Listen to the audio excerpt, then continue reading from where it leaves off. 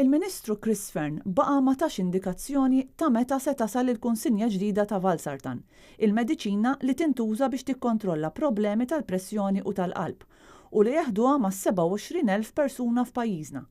Mistoqsi biex jikkommetti ruħu b'data speċifika meta se tasal din il-konsenja, il-Ministru baqa jaħrab milli jagħmel dan u qal biss li l-parir huwa li l-pazjenti imorru għand it-tobba tagħhom u jimxu fuq dak li jingħadilhom. Nagħmlu l-ħidma tagħna biex inġibu Valsartan li mhuwiex b'importajiet f'pajjiżna kemm jista' jkun malajr. Hemm indikazzjoni ta' meta? L-indikazzjoni diġà spjegajtlek li l-proċess huwa għaddej bħalissa u allura fil-ġurnati li ġejjin għandna jkollna Valsartan pajjiżna. Ma nafux għalissa.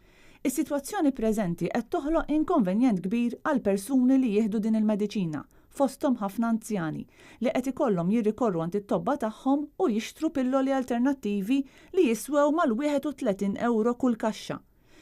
Meta saqsejna lill-Ministru jekk il-Gvern hux beħsiebu jirrifondi l-ispejjeż ta' dawn il-mediċini lil dawn il-pazjenti u naqas milli jirrispondi.